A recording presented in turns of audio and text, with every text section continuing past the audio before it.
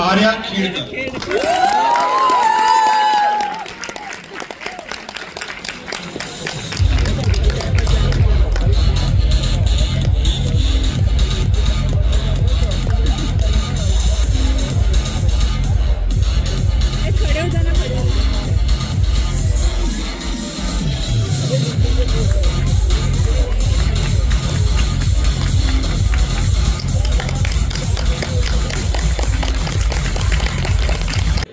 You know, every single revolution of industry that has taken place has given us a new currency of power.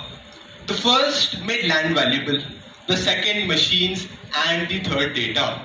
Today, the fourth industrial revolution is set to make trust its most valuable asset. And we, as chartered accountants, stand as the custodians of that very trust. A very, very good afternoon to everyone present in the auditorium today. My name is Arya and I'm here to present my paper on the topic of India's GCC boom. So, Kasakai Nagpur, how's the Josh? Hi, sir!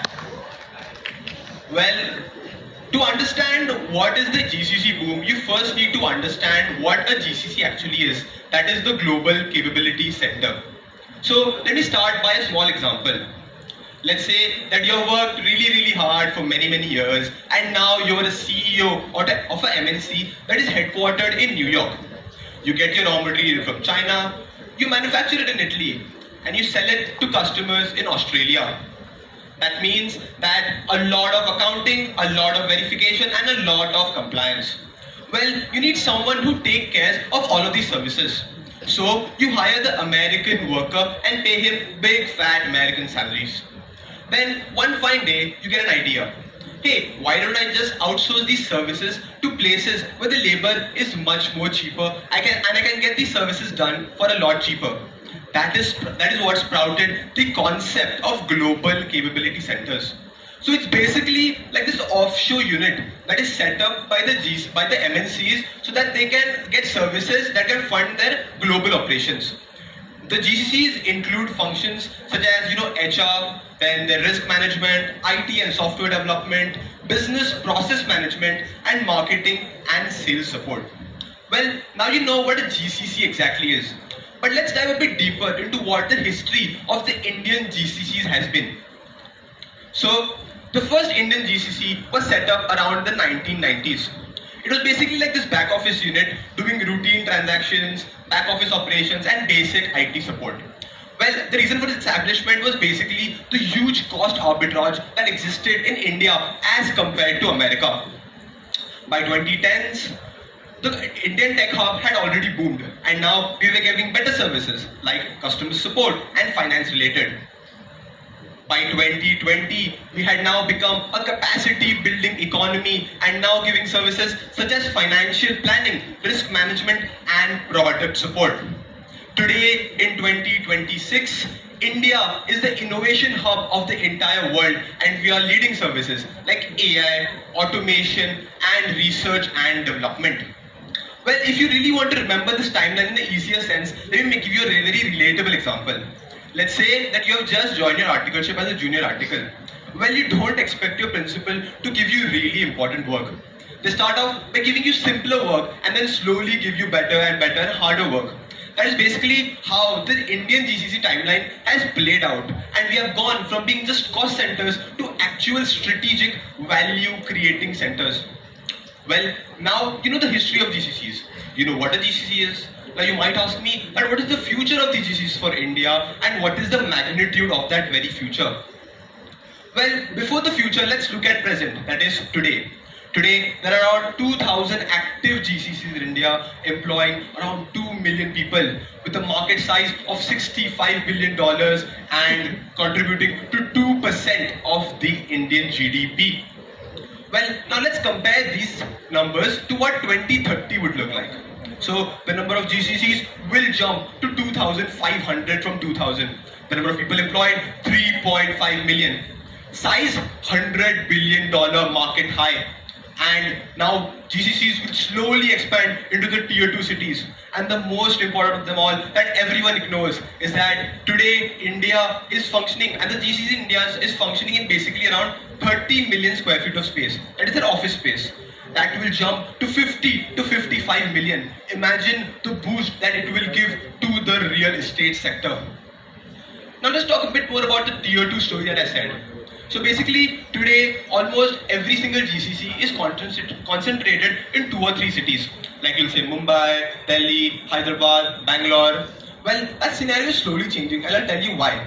So basically functioning in these concentrated city has higher costs and higher attrition rates. That is, people just randomly and rapidly change their jobs. So now the MNCs are looking at tier 2 cities like Nagpur, Vizag, Indore, which have lower costs and lower attrition rates, that people are not randomly just changing their jobs and they can build sustainable GCCs from these tier 2 cities.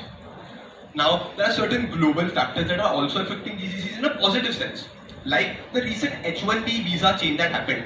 Mr. Trump just increased the H1B visa to $100,000 per year. This has basically disincentivized American employers from having Indian employees. Now what the American employers want is that the Indian employees should still work for them, but not from America, from India itself. This is what bringing the next GCC boom. Now, you know the future of GCCs, you know the history of GCCs, you know what a GCC is. So now you might ask me, where do CAs come into this entire conversation? Well, let's look at the functions of GCCs. So GCCs basically function with business process management, risk and compliance, and other accounting and finance related services. Now, what are the skills that CAs have? CAs have skills related to finance and accounting, financial planning analysis, and taxation related services.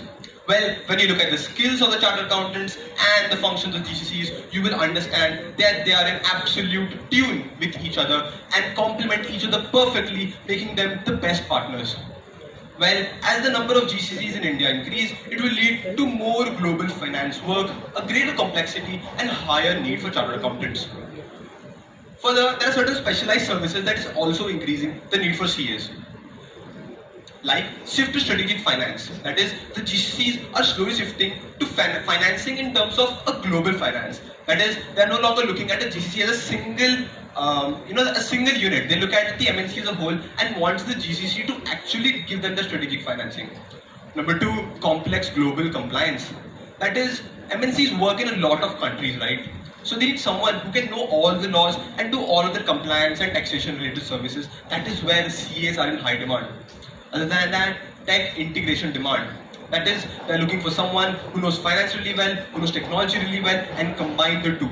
And lastly, the rapid expansion. That is, as I said, GCCs will move from 2,000 to 2,500, which will bring a huge increase in the GCCs and the CAs that the GCCs will require. Well, if I really had to sum up, how important these CAs are for GCCs, I would say that GCCs working without CAs is like Ronaldo winning the World Cup. It's absolutely impossible. It can almost never happen. Well, jokes apart, there are a lot of emerging opportunities that the GCCs bring along with them. The first being financial planning analysis.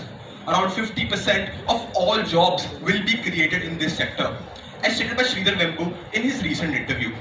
Second, global taxation and transfer pricing. Well, you need someone, right, who can take care of your global taxation, and who is better than the chartered accountant. Third, risk management and internal audit. Well, every day transactions are taking place all over the world, in an MNC of course, and you need someone who can actually go through every transaction and say, hey, everything is fine, no need to worry, and everything has been taken care of, and there is no fraud in system. And lastly, ESG and data analytics. This is an upcoming field, as you might have seen in the last session. Environmental, social, and governmental compliance is increasing as the need for green energy is increasing along with it. Well, with these opportunities, I realized that we as CAs also need to build certain skills to make the best out of the opportunities that GCCs are giving us. After a lot of research, I came up with 3 skills that you absolutely need to make the best out of these opportunities. Number 1, SAP. So GCCs, around 95% of all GCCs use SAP and ERP related softwares, right? So you need SAP knowledge that will give you a huge upper hand if you want to work in these GCCs. Second is very but obvious, financial planning and modeling. As I said, 50% of all jobs will be created in FP&A. So you need to have that skill if you want to make the best out of that opportunity. And lastly, AI and automation tools. By 2030, every single business will be affected by AI and automation. So you as a chartered accountant need to have that skill to make the best out of the opportunities that are coming out in the GCCs. Lastly, I would conclude by saying that GCCs bring along with it immense amount of opportunities.